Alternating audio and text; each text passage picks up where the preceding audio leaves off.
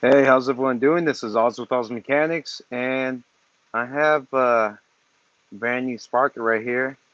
And can anyone tell what this sprocket goes to? Well, this goes into a Dodge right here.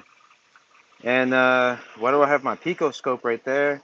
And why do I have a sprocket right here? Let's talk a little bit about it. So I have a little 2011 Dodge Caravan with the Pentastar engine. Did I say it right? The 3.6 engine right there. And the customer was complaining that it had an issue at initial startup. So when it would start, it made a kind of noise, a little rattle noise. And he took it to a different shop, and the shop charged him $900 to do the tensioner, guides, and all that good stuff. And hey, what's going on, buddy? So they replaced that, and they brought it to my shop, and I called uh, this right here, the sprocket. But what test can we do? And let me show you what I found out right here. And I did contact my good friend Michael Becker right afterwards, and we're just going over this waveform right here. So let me just show you what I have right here. So if we look at this, this is going to be our bank 2 right here. I have bank 2 exhaust and intake, and as well we have our bank 1 exhaust and intake. And let's see if you can see exactly where the difference is at. So I'm going to find the point right here, and we're going to use that point of reference. So I got a point of reference right here, as you can see. That one is one point of reference. And now let's look at another point of reference. Is going to be this one. So these look the same, and as well, this one looked the same. Now let's go to the one that I suspected had the issue. Check out this one. You see, it's kind of lagged. It shows more time on that compared to these 1, 2, 3. And why is that? What's causing it to do that? So remember, this sprocket right here, inside this sprocket inside, what moves this is oil. So oil actually goes in here and retards and advances this. And whenever this sprocket is in this resting state, there's a lock pin that holds it in place. And when you turn on the vehicle, that's what's going to move this.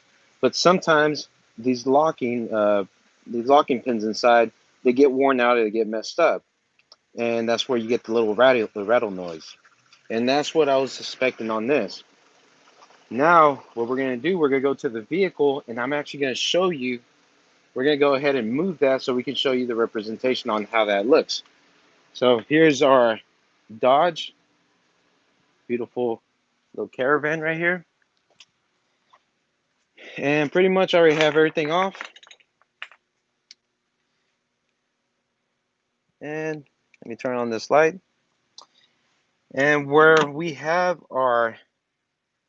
the bad cam, where our reading was showing kind of off, let me see if I can get this, is this back one right here. So luckily this cam has this right here, where we can actually move the cam in place. And if this was a good cam right here, or actually good sprocket, we would have a locking pin that would lock that in place. Let me try to get this light in place. So if I try to move this cam, everything would move. But check this out.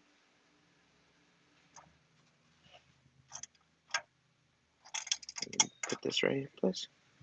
Look at that. I don't know if y'all can get that. It's just moving freely. And that's because the lock pin is damaged. And that's where we're getting our rattle from. Let me see.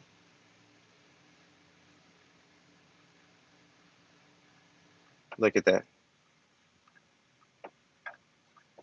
Shouldn't be. I'm sorry, someone was calling me. And that's our main issue. I'm going to put this light right here. The beauty of doing live videos. Now if we go to the other cam, which is locked in place, this is not going to move.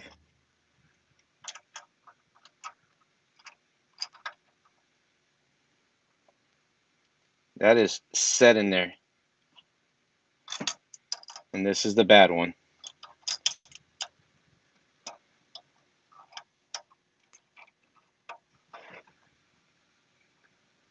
You see? And our timing is not moving. Yeah, that is the number one problem is the dodge. But that's kind of cool right here. That's a little nice test that you can do. Hook up your scope. You see where it's moving right there? And then the customer complaint as well was he didn't notice that. Well, he would notice as soon as after he turned on the vehicle when it was a cold start and it wouldn't rattle anymore. And why is that? Well, we start having oil buildup in these little sprockets right here, and it's holding oil pressure. So at that moment, these aren't as loose. So that's what was causing the issue. So there you go. Like I said, I used my Pico hooked up to the cam sensors. We saw a problem right there, and I have this apart, and that was just a nice little test that we can do just to verify. And now I have two things right there, so we know that this is moving, and we have our waveform.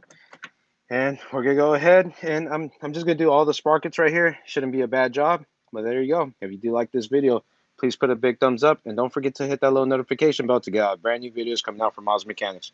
Y'all take care. Y'all have a nice day.